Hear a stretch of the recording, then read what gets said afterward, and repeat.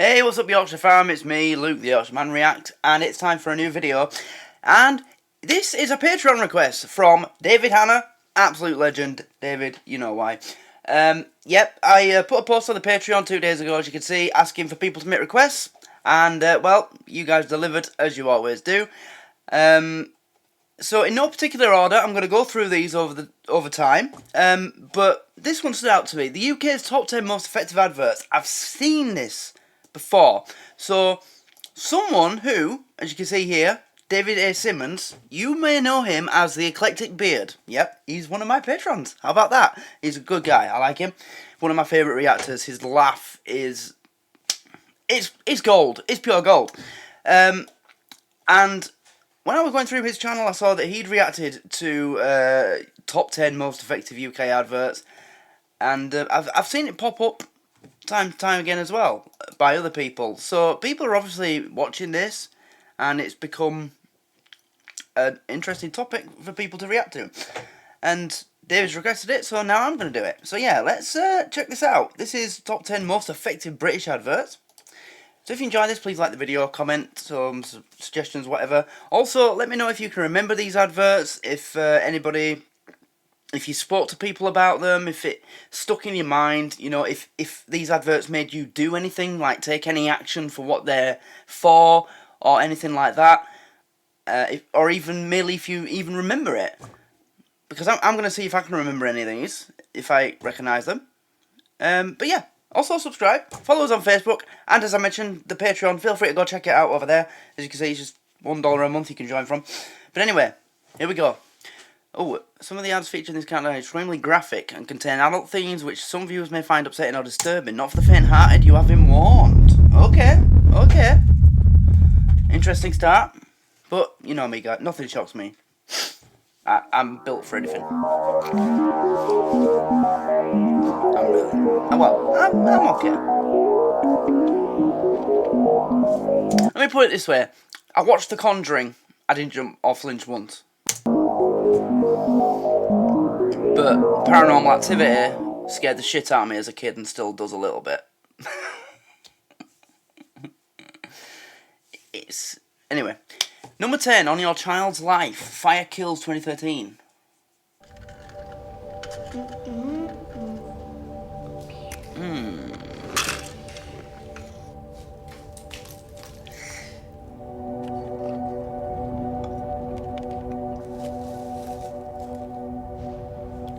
I want to say it seems familiar, but I also don't want to say that.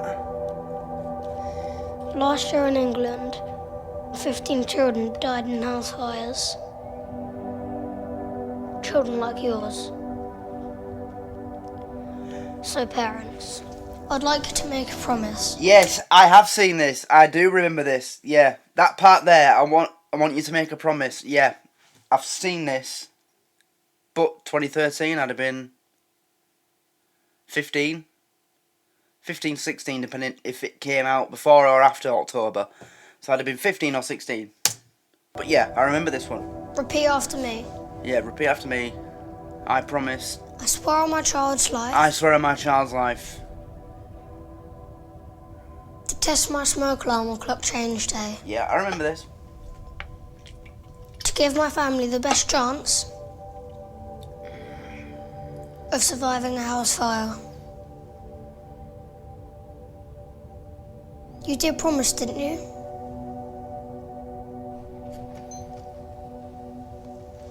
Because you can't turn back time. Yeah, and then next part that it cuts to, we find this kid's actually dead. Yeah. He's a ghost who's died in a house. Yeah, wow, that is deep, isn't it? That's deep. I bet there were a few people who, as soon as that was finished, they went and tested their smoke alarm right there and then. Definitely effective. Yeah. Well done. Well done to the little boy as well. He did a good job. There's just something about kids, when you make them do serious stuff, it has more of an impact. Like deep stuff, like subjects like that, like kids dying in house fires. If that had been an adult saying that, it'd have still been effective. I mean, you know, who's not going to be moved by someone saying 15 children died last year? But it just wouldn't have the same impact as that kid. Because it's a kid, you know? This is who this advert is about. That's the subject matter affected the most. It affected kids. 15 kids died. So, yeah. They know what they're doing, these people. Oh, yeah? Anyway, Tree, St. John's Ambulance, 2013. You know those ones where... Oh, hold on. Better get this, buddy. Hello, Martin. Wasn't expecting to hear from you today. Well, wasn't Steve supposed to be sorting that out on Friday? Don't climb the tree, mate. Right. It's not a problem. Oh, God! Alice is one of thousands of St John Ambulance volunteers. I haven't seen this one. She's fully trained in first aid and knows what to do in any situation. Say something. Don't move him! She can be the difference between life and death. But what she can't do is be there every time. Oh, no. Briefly. What are you doing? Help! Help! I mean, yeah, he's minimum gonna have. He's probably gonna be paralysed now because you've sat him up basically. If someone falls, never move, especially if they're unconscious and they're unable to tell you, you know, where it hurts, if they can feel their legs or not, or their feet or their arms or whatever. Do not move someone who's fallen. That's like the ABC of first aid. I did a first aid course at college. It was part of like social studies or something. I can't remember, but we did one. Like CPR, what to do when someone does this, does that, collapses, what, and it was like the first thing they told us in like impact sort of things like this, falls, being hit by something. Do not move them. Leave them where they are.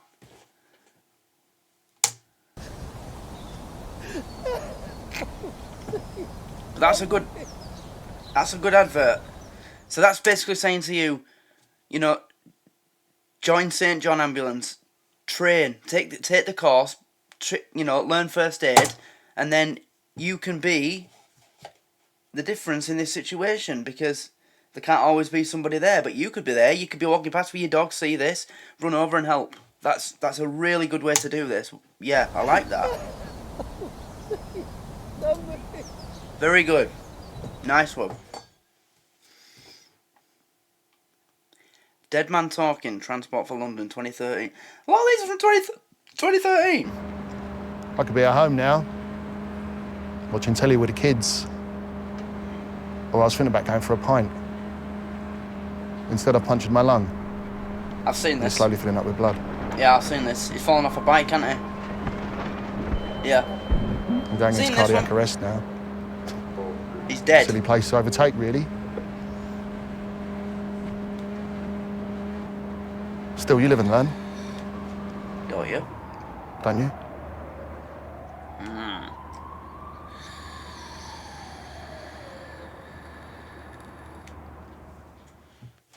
Thing is, though, that advert, it has virtually no effect. Biker, they never change. They're as reckless as they've ever been, bikers. They've never changed. The same amount of people, more people are probably dying on motorbikes nowadays than back then. It just gets worse every year. There's a particular road, I can't remember what, I think, was it on Top Gear or something, or the news? Is it in Derbyshire or something? And there's one corner on it where 100 people die on motorbikes every month or something. It might not be that many, but it's one of the most lethal places, most deaths in the UK for bikers. It's like one road with a particular corner on it. Sarah's story, Motor Neuron Disease Association, 2009. MND, man. Just awful.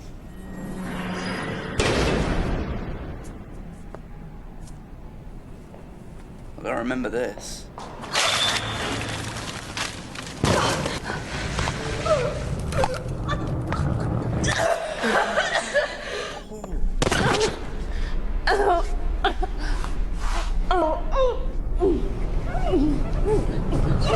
Oh my god. Whoa.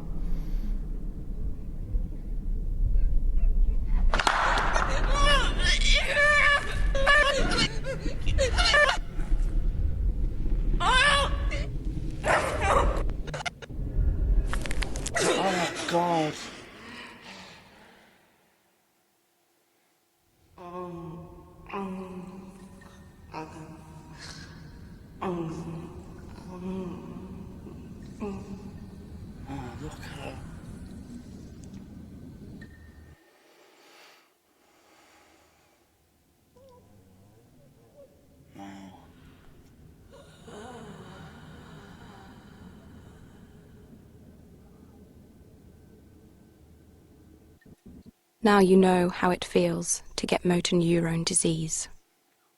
Help us fight back. Okay, that actually made me feel whole host of emotions. Uncomfortable was definitely one. Very sad. Emmond, it's awful. It's for me, it is probably the most evil disease in the world, because you know, with things like cancer, AIDS, things like that, yeah, they kill you, but you're still able to live your life to a certain degree. So, you know, people with terminal cancer, they make plans, don't they? They go on holiday. I'm going to climb a mountain. I'm going to go walk around Venice. I'm going to go here. I'm going to do something I've always wanted to do. I know I'm going to die, but I'm going to be able to still do something.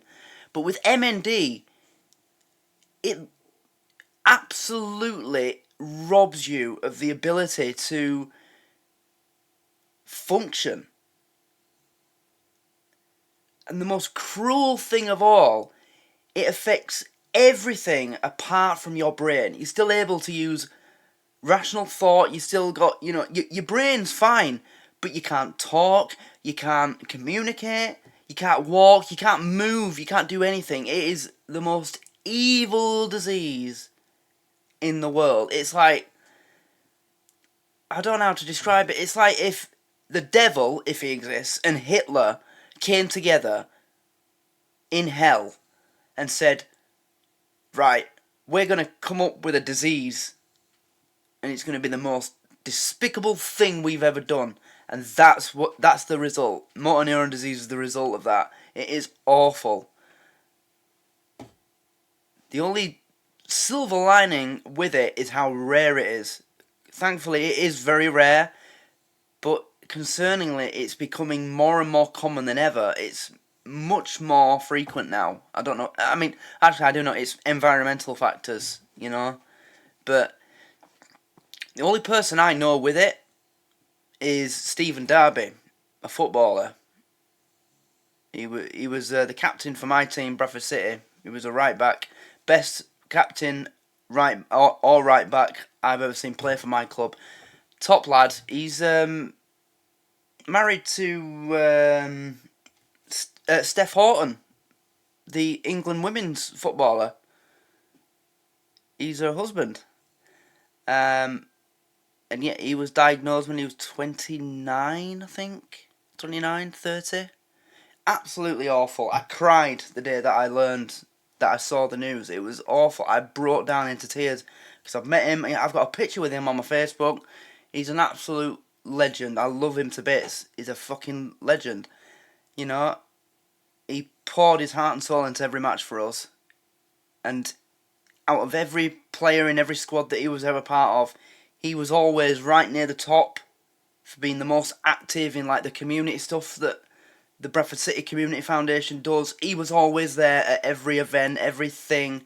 You know, he was in every school, coming to like the Player of the Year award ceremony for local junior football. Oh, he was a legend. So for that to happen to him, it was just soul destroying, utterly soul destroying, because I know what he's gonna go through. And I know he's probably not watching this, but Stephen, if you are, you know, we've never forgotten what you did for us, and we will always love you, and we'll always be here for you, because you'll forever be our captain.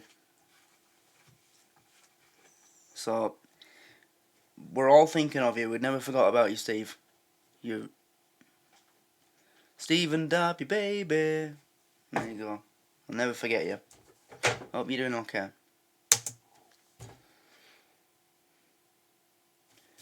Life Story, Bernardo's, 2013. Do you want to just come through, take a seat? Do you want tea or coffee or anything? I'm all right for the time being, thank you. Okay. You look really well. What have you been up to? Lots of rock climbing, lots. That sounds good. So, how's life these days? Yeah, things are good. Got a job, got a girlfriend, got a little boy.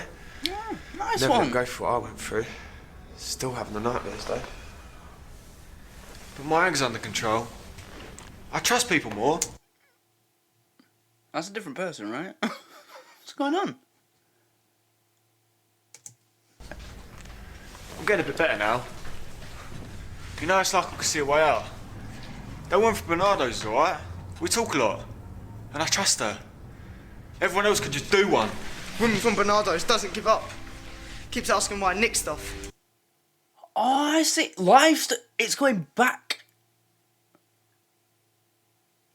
Wow, this is a really clever concept. I like this. Yeah. Do drugs. I'm interested to see where this is going to go. I told her where to go. Told my keeps asking why I nick stuff. Do drugs, hit people. I told her where to go. Told my foster parents where to go. Just like the last ones. Don't trust no one. I ain't changing ever. They laughed at me at the bus stop. Said I was thick. Won't say that again. Mummy's boyfriend hates me. I tried hard, but he always finds me. I'm scared.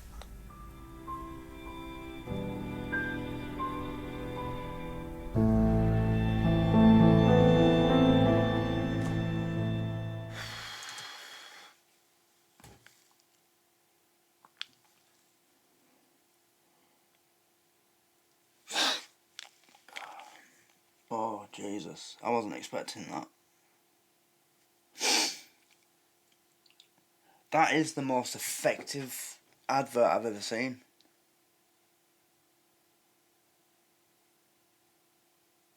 It doesn't have to end like it began. But for me, you know,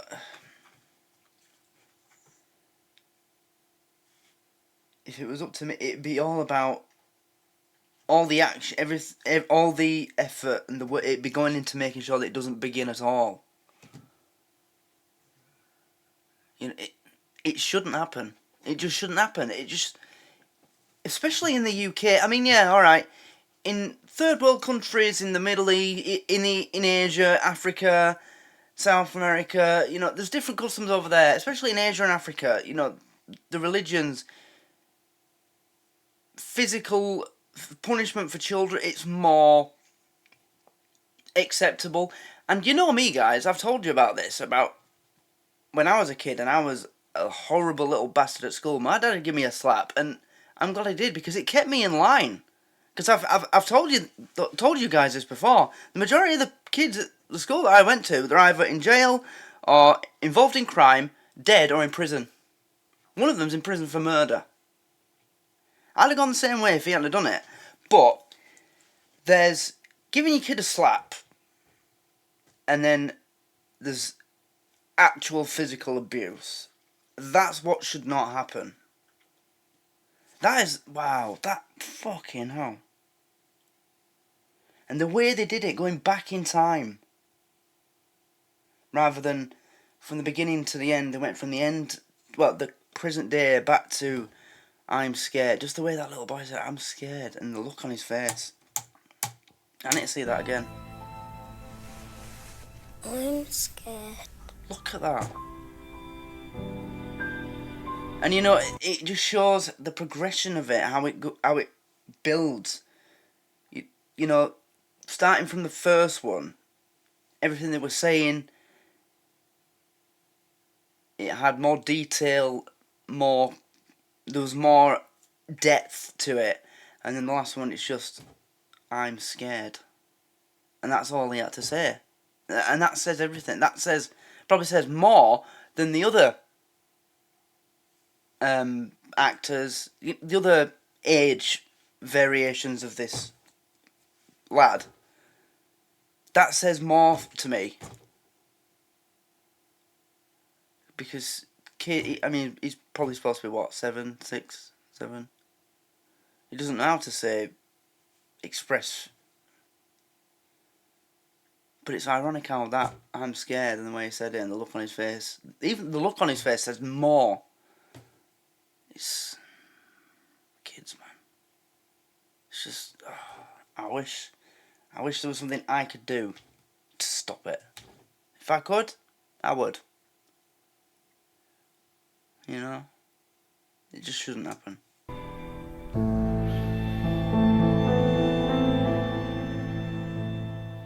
I'd give anything to stop it.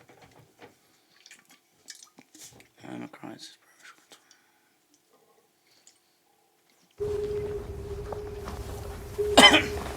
I am the fire that leaves you homeless.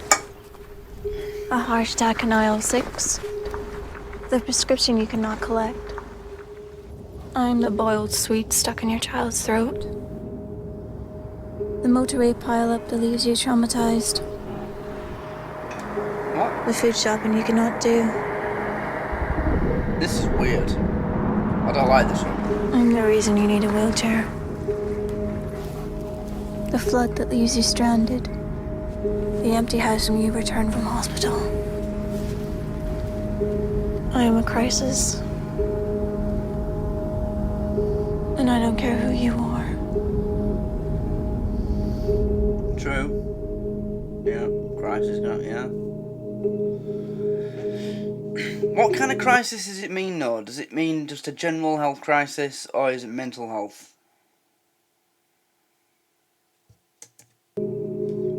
Because the Red Cross, it's more, you know, it's who goes to places like Haiti. They'll probably be in India now, helping out with this train crash, the British Red Cross. That's what they do. They're not like St John's Ambulance, volunteers that help people who've fallen over, or, you know, having a heart attack, or choking, or having a panic attack in public. So what kind of crisis are they talking about? I didn't like that one. It was too weird. And plus, another St John Ambulance one.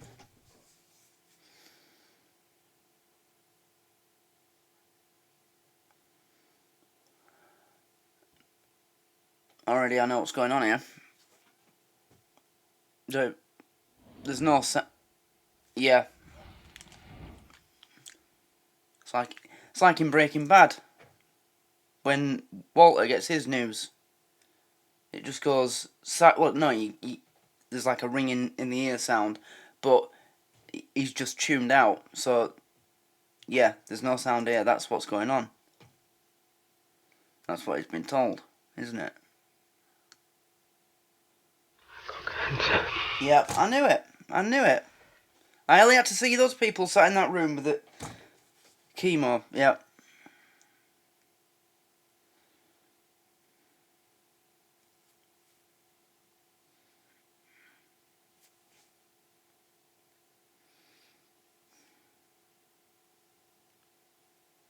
It's awful.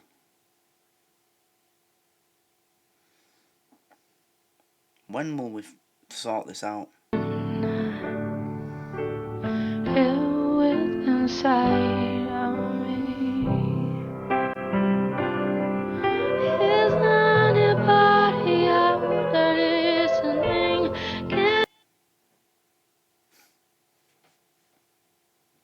Oh. He's doing better. He's drinking, he's out drinking. He's going out. Is he in remission?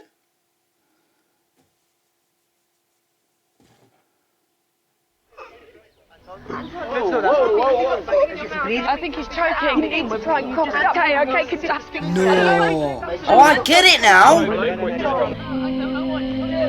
How long are they going to be? They're saying, yeah, you can have cancer, you can get through it, you can be cured, and then you can go to a barbecue, probably celebrating your remission, and choke to death on a burger. Wow, St John Ambulance aren't messing around, are they? With these adverts. Wow, that is deep. But it's true. You know, you could beat. You know, there's probably people. You can be someone who has cancer, AIDS, and something else, and beat it, and then still choke to death on something. That's true. And someone who's trained that being there, that is effective. First aid could help prevent up to 140,000 deaths every year. Isn't that the thing where you just push him? The same number of people that die from cancer. Wow. So, just by taking a course with St John Ambulance, it probably takes the one that I did at college, I think it took us a month.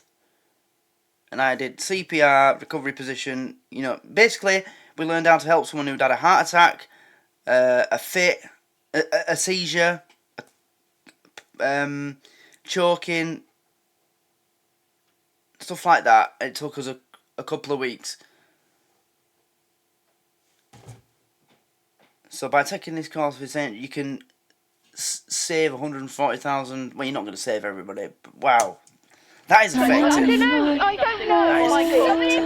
Do something. Be the difference. Text HELP to 81456 for a free first aid guide.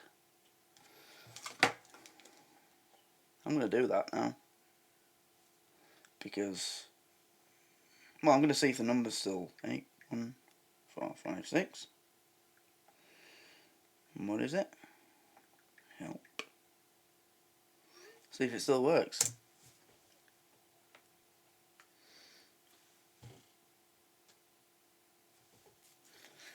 Break the cycle, Bernardo's 2000. Oh, not another Bernardo's ones. These are the ones that get to me.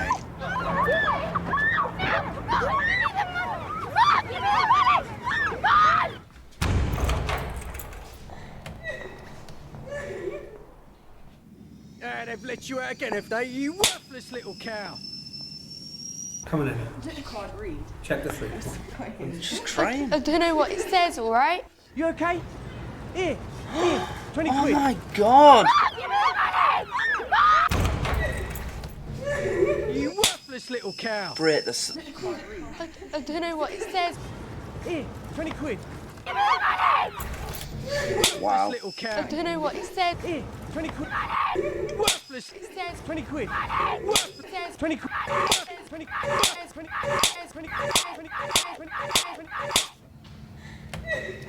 Yeah. Mate, well.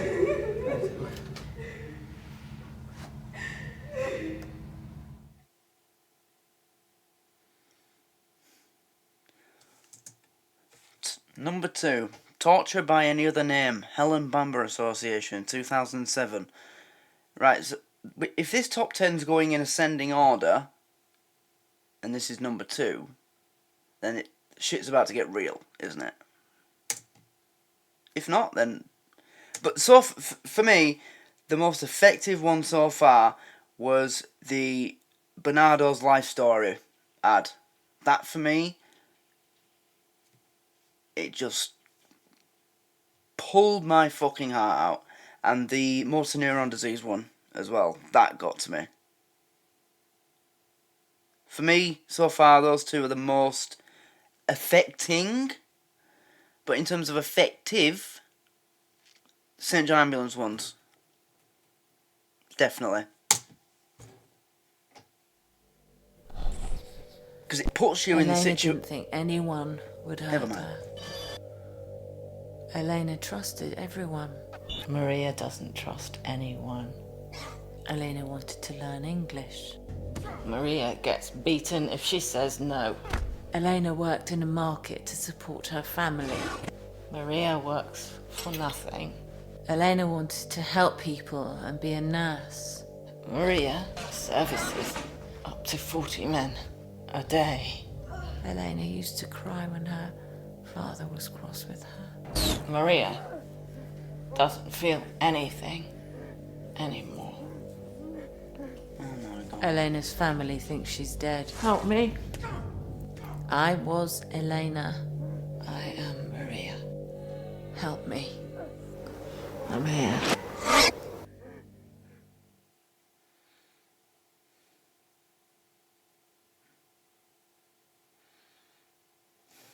Wow. Okay. That was something else. I didn't think that an advert like that would be allowed. I mean, that's not... You know the St. John's one where the kid falls out of the tree? Yeah, it's a bit graphic. But that... Wow, that is awful. But again, this is why these are so effective, because it's not someone with a posh voice or someone with a really deep emotional voice who, you know, like an actor putting on an emotional voice, you know, oh, this has never happened to me, but I really care about this sort of thing. You know, like every Comic Relief Day every year, all these fucking rich celebrities pretend they give a fuck for 60 minutes a year, when all they care about is the fact they're getting a £50,000 cheque at the end of it. But with these adverts, it's not like that. Someone's acting this out. They're showing you, this is what we're trying to stop. So the kid falling out the tree, they're showing you, this is the situation that you could be in and save a life in. You could be a part of this and save that kid. The life story one, it starts with the adult man saying, yeah, I'm feeling good, I'm rock climbing, I've got a job, I've got a girlfriend, I've got a son, but I'm still having the nightmares. And it goes back in time through different ages until he's like 6 years old, a little boy sat in a chair going, I'm scared. That is fucking effective. And this one, you know, a sex trafficking advert, a woman lying on a bed, it's clear what's happening to her, and she's just saying, you know, I was like this, you know, my dad used to get cross if, what was it? Something. Now I don't feel anything. Oh, wow. This is how you make an ad. But because, you know, everyone's so hypersensitive these days and everybody's precious fee-fees have to be protected, these won't be allowed today, and it's such a shame because this works. Every advert I've seen so far, apart from that Crisis one, I didn't like that. But every other one, it makes me want to do something about it. Whoever came up with these knows what they're doing. They've done a great job. Anyway, this is the last one. Number 1, If London Was Syria. Save the Children, 2014. Happy birthday to you. Make a wish. Right. Granny. So, a little girl. She's had a birthday party. She's putting on makeup. You know, she's a little girl. She's growing up. Learning French. Eating food that she doesn't like, but that's what we do as kids. Have you done your homework? On a roundabout. A mum doing her hair. Is that a friend kissing her? So, just a normal childhood then, basically. Here it comes. Violent clashes with British. It's all dead in the United Nations. Deserve to get shot. Oh, wait a minute. Government declares martial law. I see where this is going. Strikes on rebel position. We are going to stay. What's happening? Go.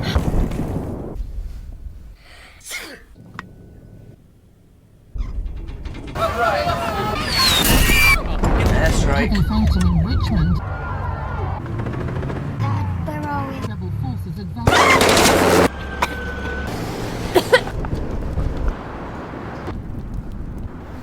She's losing her hair.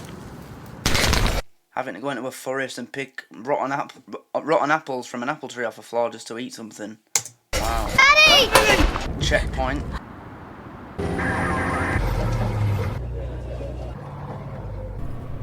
Happy birthday to you. And now she's just an empty shell. This is what war does. Make a wish, darling. Wow. I really like that because it went from her having a birthday party as a free, happy child in London, all happy, and with every new scene, it just got darker and darker, and she became more and more detached from her childhood innocence. Wow, that is deep. Just because it isn't happening here doesn't mean it isn't happening. That's true. But, well, actually, I don't know if I should. You know me, guys, I never want to make anything on this channel political or get into it. But I I'm somebody whose opinion is, I think we should deal with our own problems first. You know, I mean, when you've got someone like Marcus Rashford having to go out of his way just to make sure kids in English British schools have some fucking lunch, don't you think we should be sorting our own shit out first? I mean, you can Google it right now. You just Google how much we send to about 100 different countries in aid every year. And it's like hundreds of millions for every country, or over 100 million. I had a look at the list the other day, and it's, you know, I think we give at least over 100 million each to every country in Africa.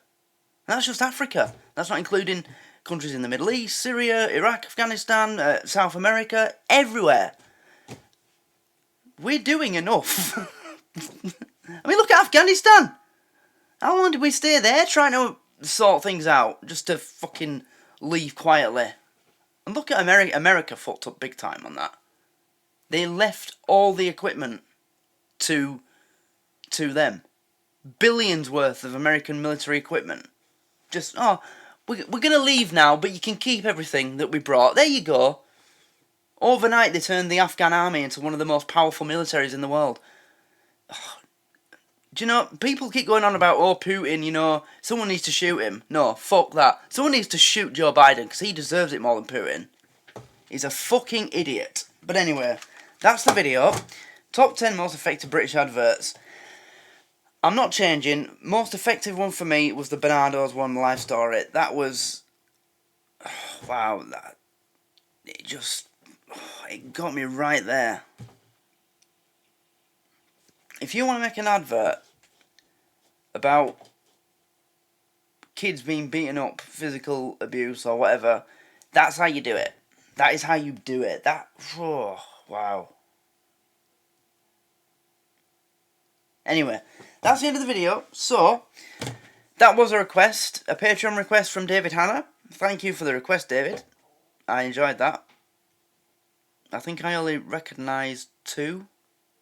The fire, the smoke alarm one, and which other one was it? Oh, and the guy, dead man talking. The guy who's fallen off his bike, laying in the street, being resuscitated. Yeah, so those were the only 2 I recognised. I didn't know any of the other ones. But that was really good. I enjoyed that. Oh, look, there's one here. Top 50 scariest anti-drug commercials. 50 minutes long. I'll tell you what, if someone requests that, I'll do it in like 2-3 parts. But anyway, that's the top 10 most effective British adverts. That was really good. Oh, he's got another one. Scariest PS. Anyway, so, thanks for the request, David. Remember, if you want to request a particular video and get it done almost immediately like this one, you can just join the Patreon from $1 a month. We've got tiers of all different prices up to $12 a month, which works out about £10. So, yeah. So the $1 is what, 70 pence a month? It's nothing really. Please like this video. Yeah, comment your suggestions, what you thought, what I asked you to say at the beginning. If you've seen these, if it made you go out and actually do something related to what it was saying, stuff like that. Subscribe to the channel. Follow the Facebook page. Thanks for watching, guys. Hope you're having a great week so far. I'll see you in the next one. Goodbye.